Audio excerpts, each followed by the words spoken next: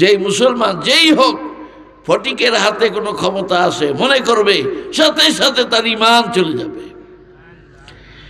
আমরা পড়েছি লা ইলাহা ইল্লাল্লাহ, আল্লাহ ছাড়া কোনো ইলাহা নাই, আল্লাহ ছাড়া কোনো মাবুদ নাই, আল্লাহ ছাড়া কোনো সৃষ্টিকর্তা নাই, আল্লাহ ছাড়া কোনো রক্ষাকর্তা নাই, আল্লাহ ছাড়া কোনো পালনকর্তা নাই, আল্লাহ ছাড়া কোনো বিধানদাতা নাই, আল্লাহ ছাড়া কোনো আইনদাতা নাই, আল্লাহ ছাড়া কোনো শান্তিদাতা নাই। শান্তি ও শান্তির মালিক একমাত্র আল্লাহ।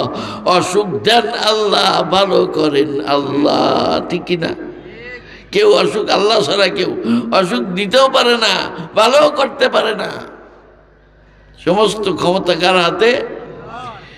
একমাত্র আল্লাহর হাতে। বলে এই কথা স্বীকার করে বলতে হবে ইন্নাল্লাযীনা ক্বালু রাব্বুনাল্লাহ, যারা বলবে আমাদের রব একমাত্র আল্লাহ, সুম্মা ইসতাকামু, এরপরে এইটার উপরে মজবুত থাকবে, এই কথার উপরে মজবুত থাকবে। আজগবি একজন আসলেই তাকে রব মানবে না, বলে না ওর হাতে ক্ষমতা নাই।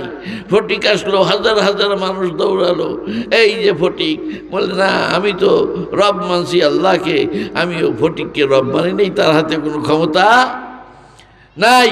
আছে আবার একজন ল্যাংটা আসলো, দলে দলে পুরুষ মানুষ মহিলা মানুষ সব ওই ল্যাংটার কাছে যাইতেছে। কিসের জন্য? হ্যাঁ, উনি আরেক কুতুব, ওনার কাছে সমস্ত ক্ষমতা। হ্যাঁ, ওনার কাছে যাইতেছে রোগ ব্যাধি ভালো করার জন্য, মামলা মোকদ্দমায় জয় হওয়ার জন্য, ছেলে মেয়ের অসুখ ভালো করার জন্য, ছেলে মেয়ের স্বাস্থ্য শরীর ভালো করার জন্য। হ্যাঁ, যে কোনো উদ্দেশ্য তার কাছে যাইতেছে। আরে ও তো ল্যাংটা, ও তো পাগল, নাইলে বেহায়া। বিশ্ব বেহায়া যদি হয় তাইলে মানুষের সঙ্গে সে ল্যাংটা হইতে পারে। মানুষের সামনে কি বলেন? হয় পাগল, নাইলে জিনে ধরছে, আর না হইলে বিশ্ব বেহায়া। আমার উস্তাদ শেখুল হাদিস আল্লামা আজিজুল হক রহমতুল্লাহ আলাইহি বলতেন যে যেই লোকটা দেখবা যে ল্যাংটা, এই ল্যাংটা তিন কারণের যে কোনো এক কারণে সে ল্যাংটা হয়েছে। একটা হলো সে পাগল, মাথায় ডিস্টার্ব, পাগল ল্যাংটা হইতে পারে। 2 নম্বর, জিনে ধরছে, জিনে ধৈরে তারা ল্যাংটা করে রাখতেছে, ওই জিনে বদমাশ জিন, এটা হইতে পারে। আর তাও যদি না হয় তাহলে ও বিশ্ব বেহায়া। ওর মতো বেহায়া পৃথিবীতে আর কেহ নাই। ওই বিশ্ব বেহায়া বেশরম ও কি করে মানুষের সামনে ল্যাংটা হইয়া থাকে কিছু পয়সা করি আদায় করার জন্যে। কি বলেন? ওর হাতে কোনো ক্ষমতা আছে? আবার বাঁশের পানি খাইছেন নাকি আপনারা? এই দেশের মানুষ একবার আসলো কি, বাঁশের পানি সকালবেলা দাও একটা নিয়ে, জগ একটা নিয়ে বাঁশ কাটতেছে, আর বাঁশের ভিতর থেকে পানি বের হয়ে আসতেছে, ওইটা রোগ ব্যাধি সারার জন্য খাইতেছে। বাঁশের পানির হাতে এখন ক্ষমতা এসে গেছে। আবার মাগুরা ছিল একজন, সে মুরগি পোড়া দিত। হ্যাঁ, সে মুরগি, আমার মনে হয় যে 50,000 লোক তার ওই মুরগি পোড়া নেওয়ার জন্য গেছে। আমি দেখছি 50,000 লোকের কম হবে না, এত লোক আমি দেখছি। এখন সে মুরগি পোড়াও নাই, সে ফকিরও নাই, কিছু নেই। কোথায় গেল? এই সমস্ত যে কোনো আজগবি একটা আসলে মানুষে মনে করে তার হাতে ক্ষমতা। যদি এটা মনে করে কেউ যে তার হাতে ক্ষমতা আছে, তখনই তো তার ঈমান চলে গেল। এই জন্য আল্লাহ কি বলতেছেন? ও মুসলমান, ও আমার বান্দারা, মজবুত থাকো, মজবুত। ইন্নাল্লাযীনা ক্বালু রাব্বুনাল্লাহ, যারা বলবে আমাদের রব আল্লাহ, আমাদের শান্তি অশান্তির মালিক আল্লাহ, আমাদের হায়াত মওতের মালিক আল্লাহ, আমাদের লাভ ক্ষতির মালিক একমাত্র কে? আল্লাহ, সব কিছুর মালিক আল্লাহ। এই কথার উপরে মজবুত থাকো। তোমাদের সামনে যে কোনো কিছু আসলো আর ওইদিকে দৌড় দিলা, খবরদার দৌড় দিবা না। এই আল্লাহ যে তোমার রব, যে এই কথাটা তুমি বলছো, এইটার উপর তুমি মজবুত থাকো, মজবুত থাকো। যদি মজবুত থাকো, আল্লাহ আল্লাহ আল্লাহ আল্লাহ আল্লাহ পাকের দরবার থেকে তোমার জন্য রহমত নাজিল হবে। রহমতের ফেরেশতারা দলে দলে তোমার কাছে হাজির হয়ে যাবে।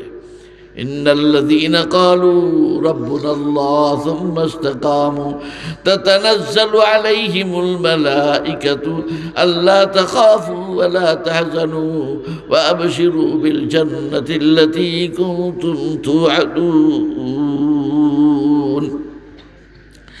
কি বলতেছেন?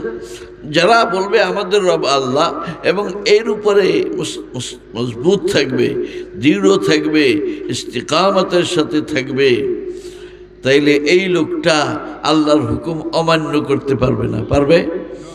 আল্লাহর হুকুম সে 5 ওয়াক্ত নামাজ পড়বে। পড়বে কিনা? যে মজবুতভাবে ইমানের উপরে মজবুত হয়ে যাবে সে কি নামাজ ছাড়বে? কি বলেন আপনারা? নামাজ ছাড়বে? না না না, কখন নামাজ পড়বে? নামাজ ছাড়লে বোঝা গেল যে না, ওই ইমানের উপরে সে মজবুত হয় নাই। আমার রব আল্লাহ এই যে বললো, এই কথার উপরে সে কি হয় নাই? মজবুত হয় নাই। আর যদি মজবুত হইতো তাহলে নামাজ ছাড়তো না। যার ইমান মজবুত হবে সে নামাজ ছাড়বে না। যাকাত ফরজ হইলে যাকাত হিসাব করে দিবে, রমজান মাসে রোজা রাখবে, হজ ফরজ হইলে সে হজ করবে, দেরি করবে না।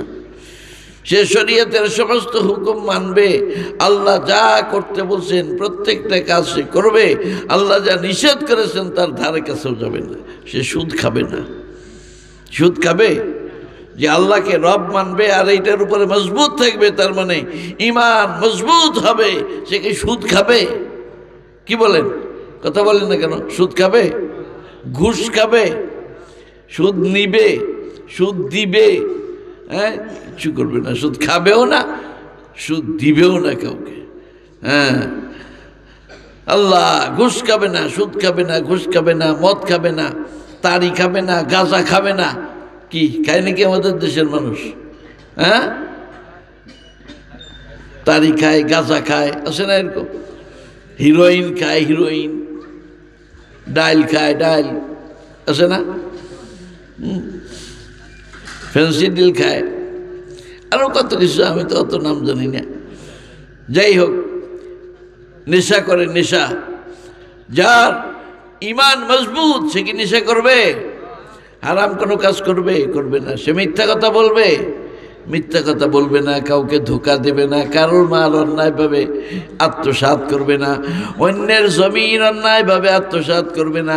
অন্যের গাছ অন্যায়ভাবে আত্মসাৎ করবে না। দেখলো যে আমার জমিনের একেবারে সীমান্তের কাছে কাছে, আমার জমিনে না কিন্তু একেবারে আমার জমিনের সাথে লাগা, ভারী একটা সুন্দর কি হয়েছে, মেহগনি গাছ হয়েছে, একটু অনেক দাম, এইটারে নেওয়া যায় কোন কায়দায়? হ্যাঁ, কে মিয়া এই গাছ কিন্তু আমার। কেন গাছ আপনার রইল কেন? গাছটা আমাদের জমিনের মধ্যে। কেন? না না না, তোমার জমিনের মধ্যে। ঠিক আছে, আমি নাই, আমি ভাবতেছি, মাপিয়ে দেখতেছি। আমি ঠিক আছে, টাকা পয়সা দিয়া আমি মাপিয়ে দেখাই দিল, হ্যাঁ গাছটা ওনারও ঠিকই, গাছ ওনার। জমিওয়ালা এতদিন যে যত্ন করছে, গাছ সে পাইল না। বুঝতে পারছেন? এরকম আছে নাকি ধোঁকাবাজ? হ্যাঁ, নামাজ রোজায় কাজ হবে না মিয়া। এরকম অন্যায়ভাবে অন্যের টাকা পয়সা, গাছ গাছালি, জমি জাতি, ফসল আদি ইত্যাদি, গরু বাছুর, অন্যের কোনো মাল আত্মসাৎ যারা করবে, এটা যাদের স্বভাব, সমাজের উপরে, মানুষের উপরে, মানুষের উপরে অত্যাচার করে, জুলুম করে, হ্যাঁ, এরকম যারা করে নামাজ রোজায় কাজ হবে না। যাদের উপরে জুলুম করছে তাদের এই জুলুমের প্রতিশোধ আল্লাহ পাক নেবেন কিয়ামতের দিন। এর নামাজ রোজা, জিকির, আজকার, কোরআন শরীফ তেলাওয়াত, নেক আমল যা করছে সব ওরা নিয়ে যাবে যাদের উপরে জুলুম করছে। এই জন্য কি ইন্নাল্লাযীনা ক্বালু রাব্বুনাল্লাহু সুম্মা ইসতাকামু, যারা বলবে আমাদের রব আল্লাহ, এর উপরে মজবুত থাকবে। মজবুত তার মানে আর কোনো গুনাহ করবে না, আল্লাহর সমস্ত হুকুম পুরা করবে, কোনো গুনাহ করবে না, আল্লাহর কোনো নাফরমানি করবে না। আমরা যে গুনাহ করেছি, আমরা তো, আমাদের ইমান তো দুর্বল হয়ে গেছে, আমাদের ইমান মজবুত না। যদি মজবুত ইমান আমরা হাসিল করতে পারতাম, কখনো খোদার নাফরমানি করতাম না। ঠিক না বেঠিক? খোদার নাফরমানি করছি, কেন করছি? ইমান দুর্বল। ইমান কি দুর্বল। এখন নাফরমানি করে এই অবস্থায় যদি মৃত্যুবরণ করি, মৃত্যু তো আইসা যাইতেছে, কোন সময়ের জন্য আইসা যায়, এই অবস্থায় যদি মৃত্যুবরণ করি উপায় আছে নাকি? এখন কি করব? আসতে নাকি করবেন রাস্তা?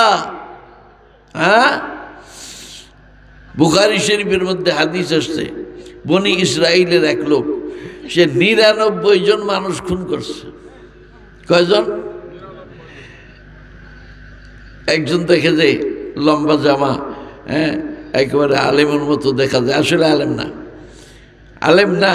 অনেক মানুষ আছে এখন পোশাক আশাকে আলেমের মতো মনে হয়, একবারে লম্বা, পা পর্যন্ত জামা, টুপি, পাগড়ি, হ্যাঁ, কিন্তু আলেম না। আসে না এরকম? তো আলেম না, এরকম একজন, তো ও তো মনে করছে যে আলেম। কয় হুজুর আমার একটা মশলা কোন। কি মশলা? আমি ৯৯ জন মানুষ খুন করছি, আমি কি তওবা করতে পারবো? তওবা করলে আমার গুনাহ কি মাফ হবে? হ্যাঁ, তওবা করার কোনো ব্যবস্থা আছে আমার জন্যে? তখন ওই লোক কয় কি, শুনছি আলেমদের কাছে, শুনছি আর তাই কান্না, নিজে তো আলেম হয়েছে, কয়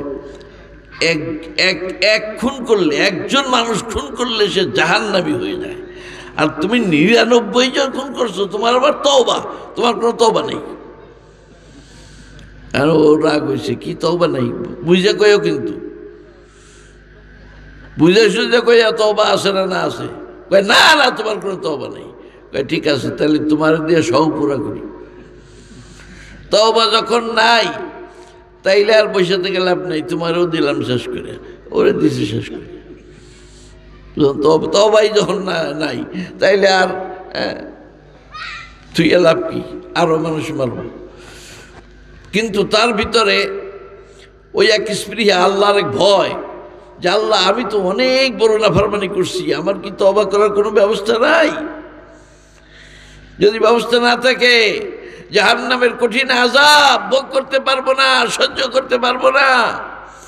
আগুনের মধ্যে জ্বলতে হবে, কঠিন আগুন, দুনিয়ার আগুনের চাইতে অনেক বেশি তেজি। দুনিয়ার আগুন কি কেউ সহ্য করতে পারে? ইটের ভাটা দেখছেন?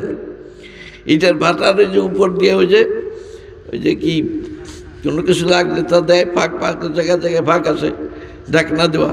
এই ঢাকনা উঠাইলে ভিতরে যে আগুন দেখা যায়, ওর মধ্যে যদি একজন মানুষ ফেলানো হয় তাহলে কি হবে?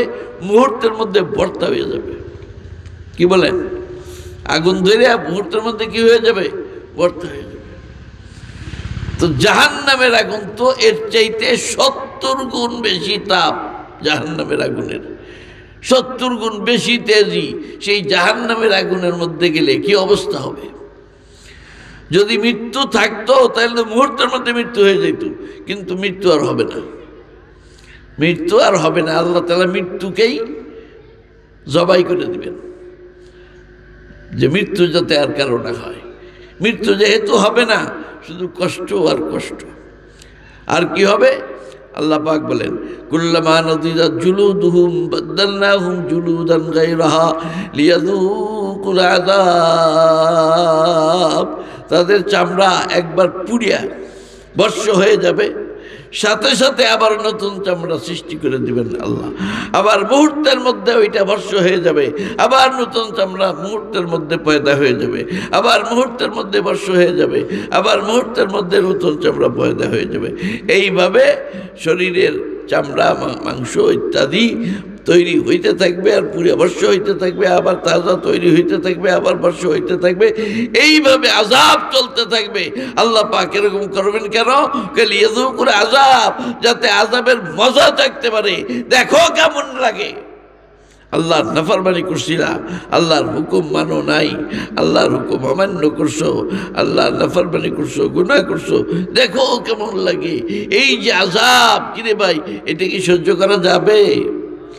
আল্লাহ বলেন, ফাল্লাযীনা কাফারু কুত্তিআত লাহুম সিয়াবুম মিন নার ইউসাব্বু মিন ফাওকি রুউসিহিমুল হামীম ইউসহারু বিহি মা ফি বুতুনিহিম ওয়াল জুলুদ ওয়া লাহুম মাকামিউ মিন হাদীদ।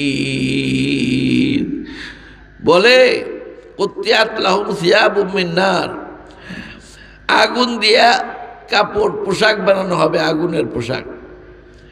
আগুনের পোশাক আমরা যে জামা পায়জামা ইত্যাদি পরি না, এরকম জামা পায়জামা আগুনের জামা পায়জামা, আগুনই হবে তার পোশাক। এই আগুনের পোশাক তাদেরকে পরাই দেওয়া হবে। قطعت لهم ثياب من نار يصب من فوق رؤوسهم الحميم। মাথার উপরে গরম পানি ঢালা হবে। কেমন গরম পানি? এমন গরম পানি, এর কারণে পেটের ভিতরে নারী বুড়ি সব ওই গরম পানির তাপে গইলে বাইর হয়ে যাবে। فالذين كفروا قطعت لهم ثياب من نار يصب من فوق رؤوسهم الحميم يسحر به ما في بطونهم والجلود ولهم مقامع من حديد।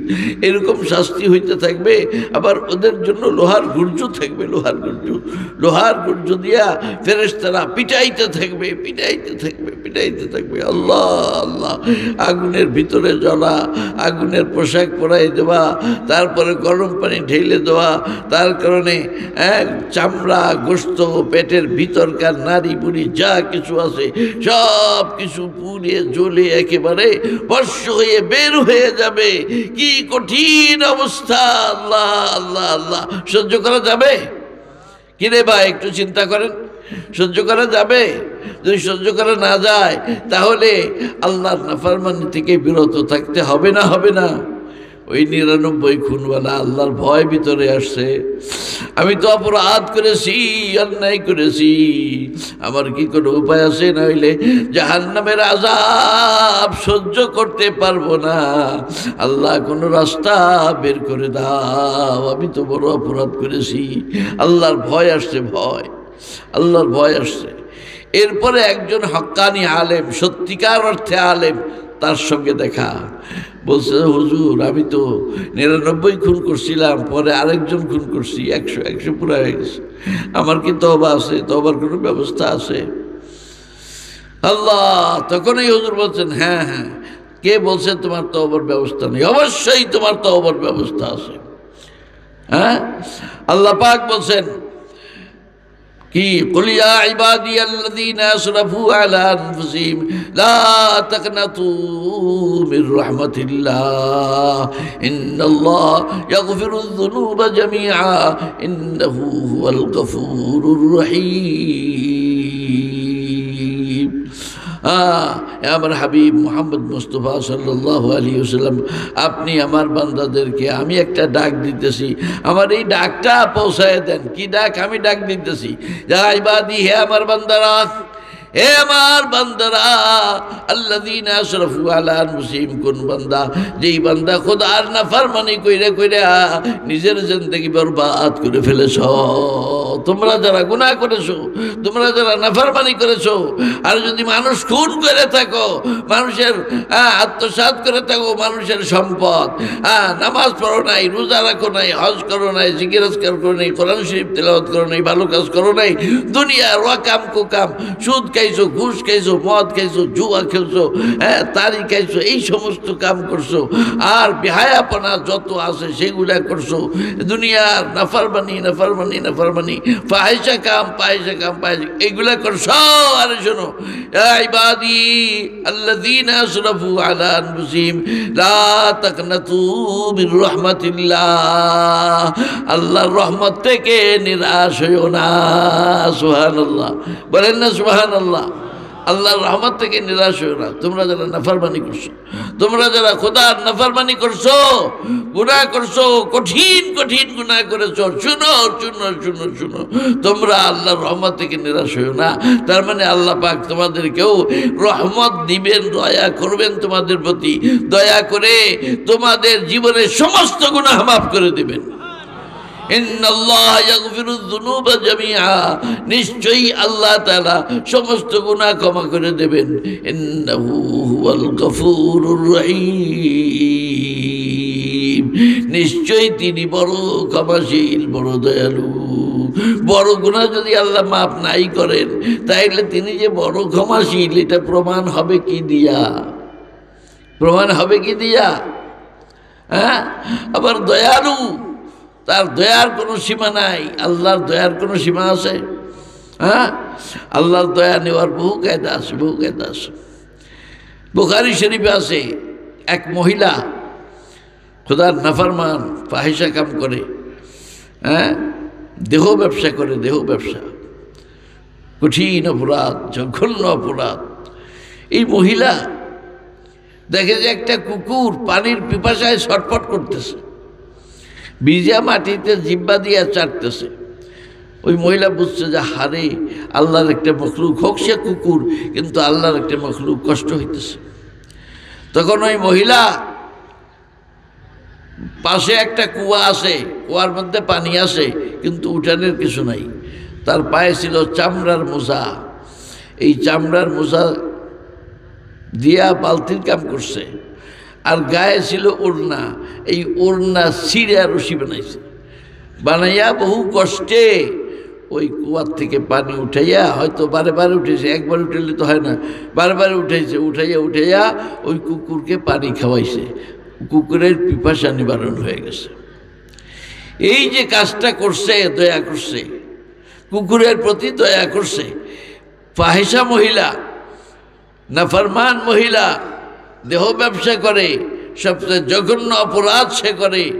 এই মহিলা, এই কুকুরের প্রতি তার দয়া হয়েছে। আল্লাহ পাক কি কয়, এই মহিলা, দয়া করার তুমি কে? হ্যাঁ, দয়া করার তুমি কে? তুমি কি আমার চাইতেও বড় দয়ালু হয়ে গেছ? না, হইতে পারে না। তুমি যখন আমার একটা মখলুকের প্রতি দয়া করেছো, আর আমি তো বড় দয়াশীল, সুতরাং হে মহিলা, তুমি আমার এক মখলুকের প্রতি দয়া করার কারণে আমি তোমার প্রতি দয়া করে তোমার জীবনের সমস্ত গুনাহ মাফ করে দিলাম। ও মহিলা, যাও, তোমার জন্য জান্নাতের ফয়সালা করে দিলাম। তুমি যত অপরাধী করে থাকো না কেন, সমস্ত অপরাধ ক্ষমা করে আমি তোমার জন্য জান্নাতের ফয়সালা করে দিলাম। সুবহানাল্লাহ, বলেন না সুবহানাল্লাহ। আল্লাহর দয়ার কোনো সীমা আছে? এখন এরকম আল্লাহর দয়া যাতে আমরা পাইতে পারি, তাইতে তার জন্য এখন কি করতে হবে? তওবা করতে হবে, তওবা। ওই হুজুরের কাছে যখন ওই 100 খুন করনেওয়ালা বলছে, হুজুর আমার কি বাঁচার কোনো ব্যবস্থা আছে? নাজাতের কোনো ব্যবস্থা আছে? গুনাহ থেকে বাঁচার কোনো, আযাব থেকে বাঁচার কোনো ব্যবস্থা আছে? তখন উনি বলেন যে অবশ্যই আছে, অবশ্যই আছে। তুমি তওবা করলে তোমার জীবনের সমস্ত গুনাহ মাফ হয়ে যাবে। তবে একটা কাজ করতে হবে। কি কাজ? তুমি যেখানে আছো এখানে থাকলে হবে না। ওই এলাকার মধ্যে একজন বুজুর্গ ব্যক্তি আছে, তার উসিলা ওই এলাকার মধ্যে সব মানুষ নেক আমল করে, নেক আমল, সালেহীনদের জায়গা, নেককারদের জায়গা, ওইখানকার পরিবেশটা নেক পরিবেশ। তুমি যদি ওইখানে যাইয়া ওই বুজুর্গের সহবতে, ওই হুজুরের সহবতে ওখানে যাইয়া থাকতে পারো, তাইলে তোমার তওবা কবুল হয়ে যাবে। তাইলে তোমার তওবা কি হবে? কবুল হবে। উনি দেখছেন যে ও যেখানে থাকে জায়গাটা খুব খারাপ, ও যদি তওবা করেও খারাপ জায়গা হওয়ার কারণে, পরিবেশের কারণে আবার খোদার নাফরমানি শুরু করে দিতে পারে। সেই জন্য তাকে পরামর্শ দিয়েছে যে ওই বুজুর্গের এলাকায় চলে যাও, ওইখানে নেক পরিবেশ, পরিবেশটা ভালো, দিনী পরিবেশ। ওখানে গেলে তোমার আমলের পরিবর্তন হবে, তোমার ভিতরে আরও আমলের জজবা পয়দা হবে, তোমার ঈমান আরও তাজা হবে, শক্তিশালী হবে, তওবার উপরে তুমি মওত পর্যন্ত টিকে থাকতে পারবা। যাও। তখন এই লোক রওনা দিছে। মাঝপথে যাওয়ার পর তার ইন্তেকালের সময় হয়ে গেছে, ইন্তেকালের সময় হয়ে গেছে, রূহ কবজ হয়ে গেছে। এখন রূহ নেবে কে? রহমতের ফেরেশতা আর আযাবের ফেরেশতা, দুই দল এসে হাজির। বুখারী শরীফে আছে, দুই দল হাজির। আযাবের ফেরেশতারা বলছে যে ও তো গুনাহগার, 100 খুন করছে, কারণে আমরা ওকে জাহান্নামে নিয়ে যাব। রহমতের ফেরেশতারা বলছে না না, ও তো তওবা করছে, কারণে আমরা ওকে জান্নাতে নিয়ে যাব। আযাবের ফেরেশতা বলতেছে তওবা করছে, তওবা করতে চাইছে কিন্তু করতে তো পারে নাই। তওবা করবে ওই হুজুরের কাছে যাইতেই তো পারে নাই, কারণে আমরা জাহান্নামে নিয়ে যাব। এখন দুই দল ফেরেশতা তর্ক। তখন আল্লাহ তাআলা তৃতীয় একজনকে পাঠাইছেন ফয়সালার জন্য। বলছে যাও, ওই যে আমি একজনকে ফয়সালার জন্য পাঠাইলাম, ইনি যে ফয়সালা দেয় সেই ফয়সালা অনুসারে তোমরা আমল করো। তখন তৃতীয় জন আইসা ফয়সালা দিছে, শুনো তার বাড়ি আর এই জায়গা মাপো, আর এই জায়গা আর ওই হুজুরের বাড়ি মাপো, কোন দিক জায়গা কম। যদি তার বাড়ির দিকে জায়গা কম হয় তাইলে সে কম পথ অগ্রসর হয়েছে, বেশিরভাগ পথ রয়ে গেছে, তাইলে আযাবের ফেরেশতারা নিয়ে যাবে। আর যদি সামনের রাস্তা কম হয়, পিছনের রাস্তা বেশি হয়, তাইলে বোঝা যাবে কি সে বেশিরভাগ রাস্তা অতিক্রম করছে, বেশিরভাগ পথ সে হুজুরের বাড়ির দিকে চলে গেছে, তাইলে এখন রহমতের ফেরেশতারা নিয়ে যাবে। এখন দেখেন বুখারী শরীফে আছে, জমিন তো আসলে পিছনের রাস্তা ছিল কম, সামনের রাস্তা ছিল বেশি, তো মাপলে আযাবের ফেরেশতারাই নিয়ে যাবে। তো আল্লাহ তাআলা তখন জমিনের উপর হুকুম দিলেন, এই জমিন, এই পিছনের রাস্তা তুমি লম্বা হয়ে যাও। সামনের রাস্তার উপরে ওহী নাযিল করলেন, এই সামনের রাস্তা তুমি ছোট হয়ে যাও, ছোট হয়ে যাও। পিছনের রাস্তাকে বললেন তুমি বড় হয়ে যাও, সামনের রাস্তাকে বললেন ছোট হয়ে যাও। এখন মাইপে দেখে সামনের রাস্তা কম, পিছনের রাস্তা বেশি। এখন কারা নিবে? রহমতের ফেরেশতারা, কারণ বেশিরভাগ পথ অতিক্রম হয়ে গেছে। তখন তাকে রহমতের ফেরেশতারা নিয়ে গেল, তার জন্য জান্নাতের ফয়সালা হয়ে গেল। আসলে তো সে জান্নাত পাইতো না, কিন্তু তার ভিতরে যে আল্লাহর ভয় পয়দা হয়েছে, সেই যেন এরে জিজ্ঞাসা করে, ওরে জিজ্ঞাসা করে তওবার কোনো ব্যবস্থা আছে নাকি, হ্যাঁ জাহান্নামের আযাব বরদাস্ত করতে পারবো না, বাঁচার কোনো পথ আছে নাকি, এই যে একটা ভিতরে হাই হতা শুরু হয়ে গেছে আল্লাহর ভয়ে, এইটা আল্লাহর খুব পছন্দ হয়ে গেছে। এই কারণে আল্লাহ তাআলা তাকে মাফ করার ব্যবস্থা করে দিয়েছে। আল্লাহ তাআলা, হ্যাঁ, তা আমরা তো আর 99 খুন তো করিনি, কি অপরাধ করছি 100 খুন, সাথে 100 খুন করছে, আমরা তো 100 খুন করি নাই, করছি না, আমরা তো খুন করি নাই। তাহলে আমরা যা করছি অপরাধ, আল্লাহর হুকুম মানি নাই, আমরা যদি খাঁটি তওবা করি আর আল্লাহর কাছে মাপ চাই আর বলি যে আল্লাহ সামনে আর তোমার নাফরমানি করব না, তাহলে আল্লাহ পাক আমাদেরকে মাফ করবেন না, করবেন না? হ্যাঁ, জমিনকে লম্বা করেন, জমিনকে খাটো করেন, এটা আল্লাহর কুদরত। কেউ যদি আল্লাহকে রাজি করে ফেলতে পারে, যে কোনো যত বড় গুনাহগার হোক, কিন্তু তার কোনো কাজের কারণে আল্লাহ খুশি হয়ে গেছে, তখন তার জন্য জমিন ছোট করে, জমিন লম্বা করে। হ্যাঁ, আমাদের শাইখুল হাদিস আল্লামা আজিজুল হক রহমাতুল্লাহ আলীর শ্বশুর উদয়পুর, বড় বুজুর্গ আল্লাহওয়ালা ছিলেন। তো মধুমতি নদী পার হইয়া ওয়াজ শুনতে গেছে, সঙ্গে কিছু লোক নিয়া। ওয়াজ শেষ হয়েছে মনে করেন রাত 1টা-2টা বাজছে। এখন সবাই বলতেছে হুজুর এখন তো কোনো নৌকা পাওয়া যাবে না, আমরা নদী পার হব কেমনে? তো হুজুর বলতেছে চলেন তো দেখি, চলেন তো দেখি কোনো ব্যবস্থা, যাইয়ে দেখি কি করা যায়। তা হুজুরের সাথে সবাই চলতেছে, হাঁটতে হাঁটতে হাঁটতে হাঁটতে এখন দেখে কি তারা বাড়ি চলে গেছে, বাড়ি চলে গেছে। মধুমতি নদী গেল কোথায়? নদীর ওই পারে হইলো সভা, সেখান থেকে রওনা দিছে মনে করেন রাত 1টায়। এখন নদীর পারে এসে নৌকা খোঁজা লাগবে না, নদী পায় না, বাড়ি চলে গেছে।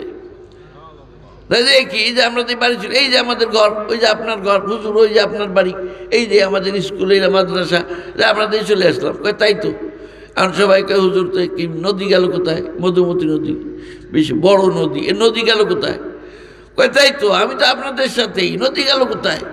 কয় না হুজুর, নদী গেল কোথায় আপনি বলবেন, আমি বলবো কেমনে? হ্যাঁ, আসলে ওই বুজুর্গের কারণে আল্লাহ তাআলা নদীর এই পার ওই পারের মাটি মিলাই দিছে, মিলাই দিছে। এখন ওটা চলে গেছে। কয় মধুমতি নদী গেল কোথায়? এখন ওদের আবার কৌতূহল দেখছে, চলো দেখি আবার যাই, দেখি মধুমতি নদী আছে না না আছে। এখন যাই দেখে যায় মধুমতি নদী ঠিকই আছে। তা আমরা আসলাম কিভাবে? আমরা তো মধুমতি নদী পাইলাম না, আমরা তো মাটি দিয়ে জমিন দিয়ে হাইটে, রাস্তা দিয়ে হাইটে চলে আসলাম। হ্যাঁ, আল্লাহ তাআলা, আল্লাহর নেক বান্দা, কারো উপরে যদি আল্লাহ খুশি হয়ে যায়, কারো আমল যদি আল্লাহর পছন্দ হয়ে যায়, তখন তার জন্য রাস্তা খাটো করে দেন। রাস্তাই লাগে না। কিভাবে আল্লাহ পৌঁছান এটা আল্লাহ জানে। কুতুবুল আলম হযরত হাফেজ জি হুজুর রহমতুল্লাহ আলাইহি, ওনার দরবারে এক লোক ঢাকার আইসা প্রায় বলে, হুজুর আপনি একটু আমারে হজে নিয়ে যাবেন, আমি হজে যাব, আপনার সাথে আপনি আমারে নিয়ে যাবেন। হুজুরকে তোমার পাসপোর্ট আছে? হুজুর পাসপোর্ট, আমি তো গরিব মানুষ, পাসপোর্ট করতে যে কয়টা টাকা লাগে ওই টাকা আমার নাই। হুজুর কাছে পাসপোর্ট নাই, তুমি হজে যাবে কেমন? আমি আপনি নিয়ে যাবেন। হুজুর তাই দম গায়, বেটা পাগল কোথাকার, পাসপোর্ট নাই, কিছু নাই, গরিব মানুষ, নিয়ে যাবে, আমি মাথায় করে নেবো তোমারে। দমক দিনে চলে গেছে। কয়েকদিন পরে আবার এসে, হুজুর আমি একটু হজে যাবো। হুজুর কয়ে সেদিন আইছিলে সেই লোক না তুমি? কয়ে জি হুজুর আমি সেই লোক। কয়ে থেকে ব্যবস্থা হয়েছে, পাসপোর্ট টাসপোর্ট করছো? কয়ে হুজুর আমি কইছি না গরিব মানুষ, পাসপোর্ট করার ক্ষমতা নেই। এরকম হুজুর ধমক দেয়, চলে যায়। কয়েকদিন পরে আবার আসে, হুজুর আমি একটু হজে যাবো। তুমি কেমনে যাবা? তোমার পাসপোর্ট নেই, কিছু নেই। আপনি নিয়ে যাবেন। কার বেটা, আমি কিভাবে নিয়ে যাবো? হ্যাঁ, দেশের আইন আছে না, বিমানে যখন উঠতে যাবা তোমার তো উঠতে দেবে না, চেক করবে তোমার টিকিট কো। হ্যাঁ, বিমানের টিকিট করছো? টিকিট করতে টাকা লাগবে। পাসপোর্ট আছে, ভিসা হয়েছে, নাহলে যাইতে দেবে না। আমি তোমারে নিয়ে যাবো কেমন? তোমারে তো আটকাই দিবে, যাইতে দিবে না। যাই হোক, ধমক দিলি চলে যায়। আবার 2 দিন পর আবার আসে, হুজুর আমি একটু হজে যাবো। আর বেটা হজের পাসপোর্টের ব্যবস্থা করছো? কই আমি হুজুর কইছি না আমি গরিব মানুষ। মহা মুশকিল। তো তোমার আমি মাথায় করে নিয়ে যাবো? হুজুর তা জানি না, আপনি নিয়ে যাবেন আমারে। এই হলো, ধমক দেয় চলে যায়, 2 দিন পর আবার আসে। আবার ধমক দেয় চলে যায়, কয়েকদিন পরে আবার আসে। কে যেন শিখাই দিছে যে তুমি নাছরবান্দা, তুমি ছাড়বা না হুজুরকে। হঠাৎ করে একদিন বলতেছে, মিয়া এহরামের কাপড় জোগাড় করতে পারবা? জি হুজুর পারবো, হুজুর পারবো। আজকে আর পাসপোর্ট ভিসার কথা কয় নেই, এহরামের কাপড়। কয়তো এহরামের কাপড় আর যা যা লাগবে সামানপত্র নিয়া দিন যে চমক দিন ঈশান নামাজের পর আমার কামরায় হাজির হবা। আল্লাহ, হুজুরের কামরায় ঠিক সময় মতো সে গেছে। গেলে হুজুর তাকে ওই এহরামের কাপড় পরাইছেন, বলছেন যে এইভাবে পরো। এহরামের কাপড় পরছে, তারপরে 2 রাকাত নামাজ পড়াইছে। নামাজের পর টুপি খুলাইছে, যে টুপি খুলে ফেলাও, মাথা খালি রাখতে হবে। এরপরে হজের নিয়ত করো। নিয়ত তো সে জানে না, হুজুর হজের নিয়ত করাই দিছে। তারপরে হুজুর তালবিয়া পড়াই দিছে, পড়ো লব্বাইক আল্লাহুম্মা লব্বাইক লব্বাইক লা শারীকা লাক লব্বাইক ইন্নাল হামদা ওয়ান নি'মাতা লাক ওয়াল মুলক লা শারীকা লাক। এটা পড়াই দিছে। পড়ানোর পর তোমার তো এহরাম বান্ধা হয়ে গেছে, এখন এহরাম বান্ধা অবস্থায় যেসব কাজ করা নিষেধ ওগুলি তুমি ওগুলো করতে পারবে না। হজ করার পরে তারপরে যখন কি করবা, চুল কাটবা, তখন তোমার এহরাম ছুটবে, তারপরে তুমি স্বাভাবিক পোশাক আশাক পরবা। তাই আমি তো লালবাগ, ঢাকা, হজ করার পরে এহরাম ছুটবে, তার আগে আর এহরাম ছুটবে না। এখন কি করবে? কিছুই করা লাগবে না, তুমি ঘুমায় থাকো, তুমি আমার কামরার মধ্যে ঘুমায় থাকো, আমি ডাক না দেওয়া পর্যন্ত তুমি উঠবা না। ঘুমাইছে না, শুয়ে রয়েছে, যাই হোক চোখ বুঝা রয়েছে। ফজরের রক্ত যখন হয়ে গেছে, জামাতের সময় হয়ে গেছে, তখন হাফিজুর দেখতেছে, রে মিয়া, আরে আমি ডাক না দিলে ফজরের নামাজ পড়া লাগবে না? আমি কইছি আমি ডাক না দিলে উঠবা না, তো আমি ডাক না দিলাম না, তো ফজরের নামাজ, এই নামাজের ডাক যে আল্লাহ দিয়ে দিয়েছে, আমার ডাক আল্লাহর ডাকের চেয়ে বেশি পাওয়ার নাকি? হ্যাঁ, তাড়াতাড়ি উঠো, অজু করে আসো, জামাতের সময় হয়ে গেল। হুজুরের ধমক শুনে উঠছে, উইটা দেখে আশ্চর্য ব্যাপার, ওইটা দেখে মক্কা শরীফ মসজিদে হারামের মধ্যে বসা, হুজুরও এহরামের কাপড় পরা, হুজুরও ওইখানে, আর হুজুরও গেল, ওনাকেও নিয়ে গেল। কিভাবে নিস? আল্লাহ, অনেক সময় তো রাস্তা ছোট করে দেয়, অনেক সময় নদী গায়েব করে দেয়, হ্যাঁ, আর অনেক সময় কি হয় আল্লাহ পাকই জানে, ঘুমাইলো এইখানে, ঘুম থেকে উঠে দেখে যে মসজিদে হারাম। কে নেন এইভাবে? আল্লাহ। আল্লাহকে রাজি করতে হবে, আল্লাহকে রাজি করতে হবে। আল্লাহকে রাজি করার জন্য 40 বছর নামাজ পড়া লাগবে, 80 বছর রোজা থাকা লাগবে, এরকম না। আল্লাহ ছোট্ট ছোট্ট আমলে রাজি হয়ে যায়। যদি আপনি একটা সুন্নত আমল করেন আন্তরিকতার সাথে, ইখলাসের সাথে, মহব্বতের সাথে, আল্লাহর যদি পছন্দ হয় তো ওই সুন্নত আমলের কারণে আল্লাহ পাক আপনার জিন্দেগির সমস্ত গুনাহ খাতা মাফ করে দিয়ে আপনাকে জান্নাতে পৌঁছে দেবেন। একজন দেখেন, আরেকজনের কথা হাদিসে আসছে, কিয়ামতের দিন এক লোক, তার নেকির পাল্লা খালি, কোনো নেকি নেই। গুনাহের পাল্লায় 99টা খাতা বড় বড়, সব গুনাহ লেখা, গুনাহ গুনাহ গুনাহ গুনাহ গুনাহ। এখন গুনার পাল্লা তো ভারী হয়ে গেছে, নেকির পাল্লাতে একেবারে সন্নিতে, কারণ নেকি তো একটাও নেই। হয়তো করে নাই, নাইলে যা করছিল তা কবুল হয় নাই। অনেক সময় আমরা নেক কাজ করি, কবুল হয় না, হইতে পারে না এরকম। মাদ্রাসায় দান করছে অনেক টাকা, কিন্তু উদ্দেশ্য হইল মানুষ যাতে আমার নাম কয়, আমার সুনাম করে। দাওয়াত দিতে গেছে এক সাহেবরে, সাহেব কইছে যে হ্যাঁ আমি তোমার সবাই যাইতে পারি, তোমার মাহফিলের জন্য আমি 5 লাখ টাকা দেবো তোমার মাদ্রাসায়, কিন্তু একটা কথা আছে, পোস্টারের মধ্যে সব উপরে, সকলের উপরে প্রধান অতিথি বড় অক্ষরে আমার নাম লিখতে হবে, আমার নাম লিখতে হবে প্রধান অতিথি, অক্ষর বড় বড় অক্ষরে। যদি এইভাবে পোস্টারে আমার নাম দাও তাহলে আমি 5 লাখ টাকা দেবো তোমার মাদ্রাসায়। এখন মাদ্রাসাওয়ালা তো টাকার দরকার, কি করবে? কাজটা ঠিক আছে, তা আচ্ছা তো ঠিক আছে, এই যে 5 লাখ টাকা দিল সে, ওর কোনো সওয়াব আছে? কোনো সওয়াব হবে? 1 পয়সা সওয়াব নেই, একটা সওয়াব নেই। কিন্তু একজন মাদ্রাসায় 5টা টাকা দিছে, 5 টাকা, ইখলাসের সাথে, আন্তরিকতার সাথে, মহব্বতের সাথে, সওয়াবের জন্য, আল্লাহকে রাজি করার জন্য। গরিব মানুষ দিতে পারে না, তাও 5টা টাকা দিছে। তার এই 5 টাকার দাম ওই 5 লাখ টাকার চাইতে আল্লাহর কাছে অনেক বেশি। যাই হোক, বলতেছিলাম যে ওই লোকের নেকির পাল্লায় কোনো নেকি নেই, শুধু গুনাহের পাল্লায় গুনাহ আর গুনাহ। আল্লাহ, তখন তো ও লোক মনে করতেছে আমার তো জাহান্নামে যাওয়া ছাড়া কোনো পথ নেই। আল্লাহ পাক তখন ওই লোককে ডাইকে বলবে, এই শোনো, আজকে কারো উপরে জুলুম করা হবে না, তোমার একটা নেকি আমার কাছে সংরক্ষিত আছে, নিয়ে যাও, এটা নেকির পাল্লায় দাও। ছোট্ট একটা কাগজের টুকরা বা কোনো কিছুর টুকরা দিছে, যাও, এটা নেকির পাল্লায় দাও। এখন এই ব্যক্তি বলতেছে, আল্লাহ, এত 99টা খাতা, বিশাল বিশাল খাতা 99টা, এর মোকাবেলায় এই ছোট্ট এক টুকরা, এ কি হবে? কি লাভ হবে এতে? আল্লাহ পাক বলেন, আরে বান্দা, আমি দিলাম, তুই দিয়ে তো দেখবি। হ্যাঁ, আমি দিলাম, দিয়ে তো দেখবি।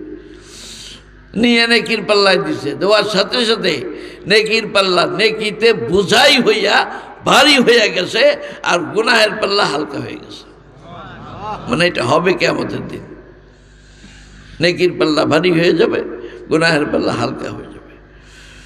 তখন ফেরেশতারা বলছে, যাও, তোমার নেকি বেশি, গুনাহ কম, এই জন্য তোমার জান্নাতের ফয়সালা হয়ে গেছে, তুমি জান্নাতে চলে যাও। ও যে জান্নাতের দরজা খোলা। নাইলে চিন্তা করতে, জান্নাতে তো যাবো, এটা বুঝিয়ে নেই, এটা বুঝিয়ে নেই। কি বুঝবে? ওই ছোট্ট টুকরার মধ্যে কি, যে এটা দেওয়ার সাথে সাথে নেকিতে নেকির পাল্লা ভারী হয়ে গেল। আমি একটু দেই খেতাম, যা ফয়সালা যখন হয়ে গেছে, ফয়সালা আল্লাহর দরবারে হয়ে গেলে ফয়সালার আর পরিবর্তন হবে না। আমি জান্নাতে যাবো ইনশাআল্লাহ, কিন্তু আমি একটু না বুঝা যাবো না, আমি একটু দেখে যাই। তখন ওই নেকির পাল্লা থেকে ওই টুকরা উঠেছে, দেখি কি এর মধ্যে। দেখে যে ওর মধ্যে একবার লেখা আল্লাহ। কি লেখা? আল্লাহ।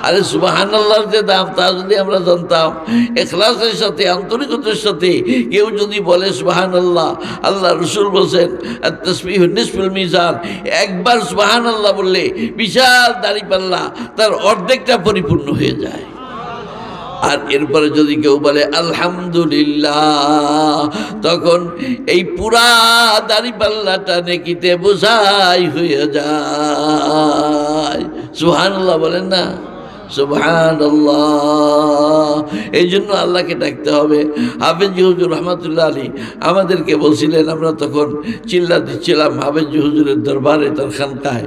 হাফেজ হুজুর বলছিলেন, তোমরা প্রতিদিন 24,000 বার এক বৈঠকে বসে 24,000 বার আল্লাহকে ডাক দেবা।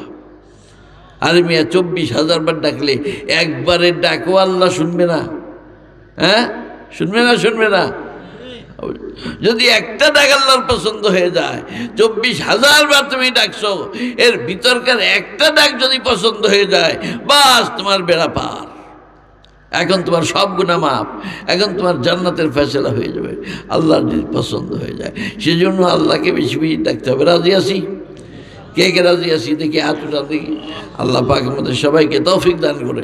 হ্যাঁ, এখন একটু জিকির করেন আল্লাহ আল্লাহ আল্লাহ আল্লাহ আল্লাহ আল্লাহ আল্লাহ আল্লাহ আল্লাহ আল্লাহ আল্লাহ আল্লাহ আল্লাহ আল্লাহ আল্লাহ আল্লাহ। মহব্বতের সাথে, মহব্বতের সাথে আল্লাহ আল্লাহ আল্লাহ আল্লাহ আল্লাহ আল্লাহ আল্লাহ আল্লাহ।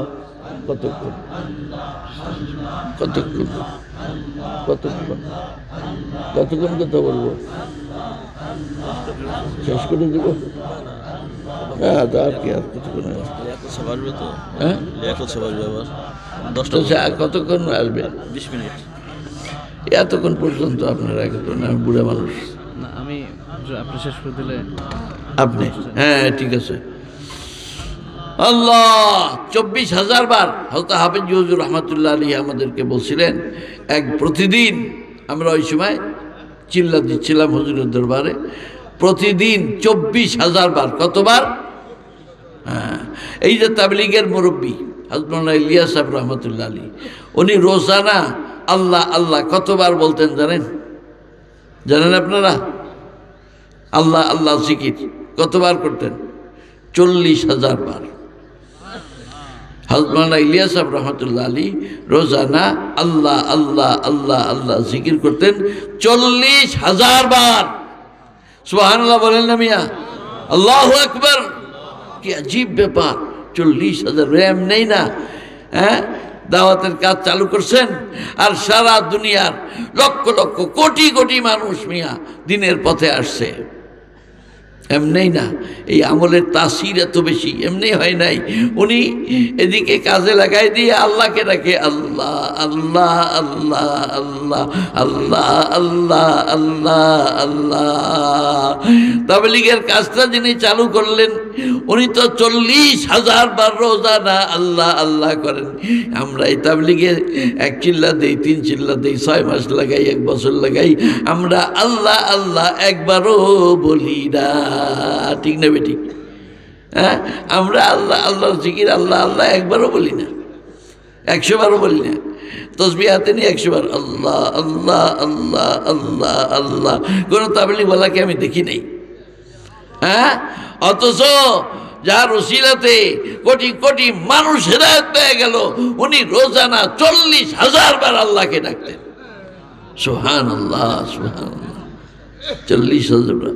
হযরত মাওলানা ইনামুল হাসান সাহেব, ওনাকে মাকবারায়ে হুমায়ুন, হিন্দুস্তানে মাকবারায়ে হুমায়ুন একটা কবরস্থান, ওই কবরস্থানের যে দেওয়াল ছিল, ওই দেওয়ালের মধ্যে একটা কামরার মতন ভাব হয়ে গেছে, ভাঙ্গিয়া চুরিয়া। হ্যাঁ, ওই জায়গা দেখাই দিছে মাওলানা ইনামুল হাসানকে, যিনি বিশ্ব আমির ছিলেন, তুমি এইখানে বসা ফজরের নামাজের পরে যাবা জোহর পর্যন্ত, প্রতিদিন এখানে বসে বসে কি করবা? হ্যাঁ, পাশান পাশে জিকির করবা, শ্বাসে শ্বাসে। হ্যাঁ, শ্বাসে শ্বাসে জিকির, প্রতি শ্বাসে জিকির, শ্বাসে শ্বাসে জিকির, লা ইলাহা ইল্লাল্লাহ হইতে পারে, আল্লাহ আল্লাহ হইতে পারে, হ্যাঁ, যেভাবে শিখাইছেন প্রতি শ্বাস প্রতিটা শ্বাসে জিকির। এইভাবে তুমি ফজর থেকে জোহর পর্যন্ত প্রতিদিন বহুদিন পর্যন্ত এই সবক ওনাকে দিয়ে করাইছেন। তারপরে ওনার যোগ্যতা হয়েছে, উনি সারা বিশ্বের আমির হয়েছেন। সুবহানাল্লাহ।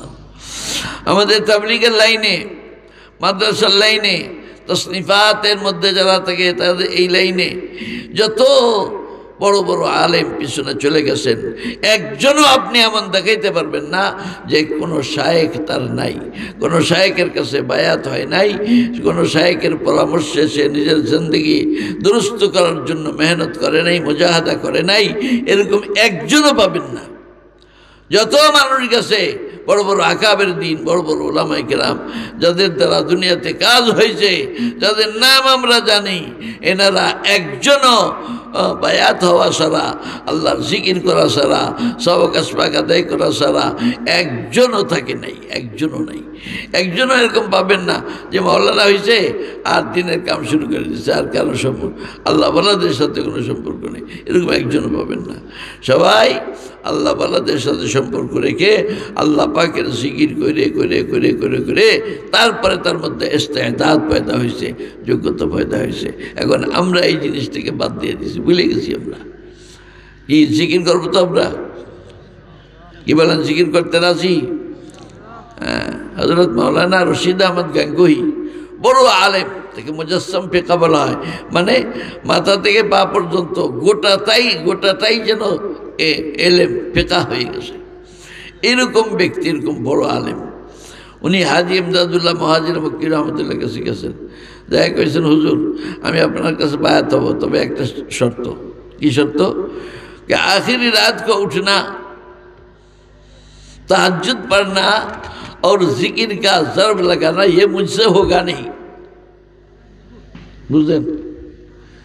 রশিদ আহমদ গাঙ্গুহি কি বলে, হুজুর বায়াত তো হব, কিন্তু শেষ রাত্রে ওঠা, তাহাজ্জুদ পড়া আর জিকিরের জর্ব লাগানো, আল্লাহ আল্লাহ আল্লাহ আল্লাহ, এই জর্ব লাগানো, হ্যাঁ, এই মুঝসে হোগা নেই, আমার দ্বারা হবে না হুজুর। মানে আমি এই কামটা করবো না, শেষ রাতে উঠতে পারবো না, তাহাজ্জুদ পড়তে পারবো না, আর জিকির করতে পারবো না, আমি বায়াত হবো আপনার কাছে। हाजी साहब रहमत बना है, बयात तो हो जाओ। अरे बयात तो हो जाओ, तब एक काम करना होगा, एक काज करते होबे। की काज? আমার সাথে ঘুমাইতে পারবা? ঘুমানো, হুজুর কি বলে, যদি দিন রাত 24 ঘন্টা ঘুমাইতে গান তাও পারবো। ঘুমাইতে হবে তো, আর কিছু না, হ্যাঁ ঘুমাইতে হবে। মসজিদের মধ্যে আমি আমার বিছনা ফেলাবো, আর আমার বিছনার সঙ্গে লাগাইয়া তোমার বিছনাটা ফেলাবা, আমিও ঘুমাবো তুমিও ঘুমাবা, আমার সাথে ঘুমাইতে পারবা? ঘুমাইতে পারবো মানে 24 ঘন্টা ঘুমাইতে পারবো। জিকির আজকের করা লাগবে না তো, না কিচ্ছু আমি বলবো না। আচ্ছা ঠিক আছে। বিছানা নিয়ে আসছে হাজি সাহেব রহমতুল্লাহ আলী, বিছানার সাথে বিছানা লাগাইয়া মসজিদের মধ্যে দুইজনে ঘুমাইছে। হাজি সাহেব রহমতুল্লাহ আলী শেষ রাত্রে উঠছেন, ওইটা উজু করে তাহাজ্জুদের নামাজ পড়ছেন, নামাজ পড়ে ওই বিছনার উপরে বসেই জিকির শুরু করছে, লা ইলাহা ইল্লাল্লাহ লা ইলাহা ইল্লাল্লাহ। এটা ইল্লাল্লাহর শর্ত নিজের কলবে লাগাইতে হয়। আমার মনে হয় হাজি সাহেব রহমতুল্লাহ আলী গাঙ্গুহি রহমতুল্লাহ আলীর কলবের উপরে লাগাইছে সব। লা ইলাহা ইল্লাল্লাহ লা ইলাহা ইল্লাল্লাহ বলেন একটু, লা ইলাহা ইল্লাল্লাহ লা ইলাহা ইল্লাল্লাহ। আল্লাহ, অবস্থা হয়েছে কি, কিছুক্ষণ পর গাঙ্গুহি রহমতুল্লাহ আলী পাগলের মতো ছটফট করতে করতে উঠে চলে গেছে। অজু করে উনিও তাহাজ্জুদ পড়ছে, পড়া এখন এই হুজুরের পাশে ওনার বিছনা তো দুজনের একসাথে, ওনার বিছনায় উনি বসে উনি শুরু করছে, লা ইলাহা ইল্লাল্লাহ লা ইলাহা ইল্লাল্লাহ লা ইলাহা ইল্লাল্লাহ লা ইলাহা ইল্লাল্লাহ লা ইলাহা ইল্লাল্লাহ মুহাম্মাদুর রাসূলুল্লাহ সাল্লাল্লাহু তাআলা আলাইহি ওয়া আলিহি ওয়াসাল্লাম। সকালবেলা হাজি সাহেব রহমতুল্লাহ আলী ডাইকে বলতেছেন, মিয়া রশিদ तुमने कहा क्या और किया किया, तुम्हें करला की, बोलला की और करला की। तुम्हें बोलছিলা যে आखिर रात को उठना, तहज्जुद पढ़ना और जिक्र का सर्व लगाना मुझसे होगा नहीं। শেষ রাতে ওঠা, তাহাজ্জুদ পড়া আর জিকিরের ধাক্কা লাগানো কলবের উপরে আমার দ্বারা হবে না। তো এখন তুমি দেখি শেষ রাতে উঠলাও, তাহাজ্জুদে পড়লা আর জিকিরের সর্ব তো আমার চেয়ে জোরে জোরে লাগাইছো তুমি। কি ব্যাপার, এটা করলা কেন? আহা, গাঙ্গুই রহমতে বলেন, হুজুর কেন করছি তা জানি না, আপনি যখন জিকির করতেছিলেন আমার ভিতরে, কলবের ভিতরে একটা জ্বালা পোড়া শুরু হয়ে গেল, আমি আর শুয়ে থাকতে পারলাম না। আমি যে ওযু করলাম, তাহাজ্জুদের নামাজ পড়ে আমি আপনার পাশে বসে বসে জিকির না করে থাকতে পারি নাই। যখন জিকির শুরু করেছি, আল্লাহ আল্লাহ, এমন মজা, এমন স্বাদ আস্বাদন করতে পেরেছি, এইরকম আস্বাদন, এরকম স্বাদ আস্বাদন জীবনে কোনোদিন হয় নাই। হুজুর জিকির করব না বলছিলাম, এখন জিকির তো করবই করব, আরো যত সবক দিবেন আপনি সব সবক আদায় করব। এটা হলো আল্লাহ ওয়ালাদের সোহবতের বরকত। হ্যাঁ, আল্লাহ ওয়ালাদের সোহবতের বরকত। আল্লাহ ওয়ালাদের সোহবতে গেলে এরকম অবস্থা হয়। হ্যাঁ, এই জন্য আমরা আল্লাহ ওয়ালাদের সোহবতে যাব, আর কি আল্লাহর জিকির করব, আর আল্লাহর কাছে তওবা ইস্তিগফার করব। আল্লাহর ভয় যাতে পয়দা হয়, যাতে এখন থেকে আর গুনাহ করব না, এখন থেকে তওবা করলাম, আল্লাহ তোমার নাফরমানি আর করব না, তোমার হুকুম মতো চলবো। এরকম যারা চলবে, আল্লাহ পাক বলেন তাদের মৃত্যুর সময় রহমতের ফেরেশতা দলে দলে তাদের ওখানে হাজির হয়ে যাবে। সুবহানাল্লাহ। তাতানাজ্জালু আলাইহিমুল মালায়েকা, এসে বলবে কি, আল্লাহ তাখাফু ওয়া লা তাহজানু, ও ঈমানদার, আল্লাহর পেয়ারা ব্যক্তি, তোমার কোনো ভয় নাই, তোমার কোনো চিন্তা নাই, কোনো ভয় নাই, চিন্তাও নাই। আল্লাহ তাখাফু ওয়া লা তাহজানু ওয়া আবশিরু বিল জান্নাতিল্লাতী কুনতুম তুআদুন, ওই জান্নাতের শুভ সংবাদ গ্রহণ করো, যেই জান্নাতের প্রতিশ্রুতি তোমাদের দেওয়া হয়েছে। বলা হয়েছে, বান্দা নামাজ পড়ো জান্নাত পাবা, যাকাত দাও জান্নাত পাবা, নেক আমল করো জান্নাত পাবা, গুনাহ করবা না জান্নাত পাবা, এই করবা জান্নাত পাবা, জান্নাত পাবা, ওয়াদা করা হয়েছে। ওই সেই জান্নাতের শুভ সংবাদ গ্রহণ করো। তখন আল্লাহ পাক কি করবেন, জান্নাত দেখাবেন তাকে। ফেরেশতারা বলবে, ওই যে জান্নাত দেখা যায়, ওই দেখো জান্নাত দেখা যায়, ওইটা তোমার ঠিকানা, ওইটা তোমার ঠিকানা। তখন আল্লাহ তার রূহ যখন বের করবে, ওই জান্নাত দেখে, জান্নাতের আকর্ষণে, জান্নাত হলো ম্যাগনেটের মতো, জান্নাত যে দেখে সে আর থাকতে পারে না। জান্নাত ম্যাগনেটের মতো, যেরকম ম্যাগনেটে যেরকম লোহাকে টানে, জান্নাত এরকম মুমিনকে টানে। সুবহানাল্লাহ বলেন না মিয়া? আরে মিয়া, বুখারী শরীফ, আল্লাহ রাসূল নামাজে দাঁড়াইছে, নামাজের মধ্যেই এক পা দুই পা সামনে চলে যায়। সাহাবায়ে কেরাম পরে বলছেন, হুজুর নামাজের মধ্যে সামনে চলে গেলেন, আপনি বলছেন স্থির হয়ে নামাজ পড়তে হবে, কথা বলা যাবে না, সালাম কালাম করা যাবে না, এখন আপনি নামাজের মধ্যে সামনে চলে গেলেন, আবার হুজুর হাত দিয়ে এরকম করে।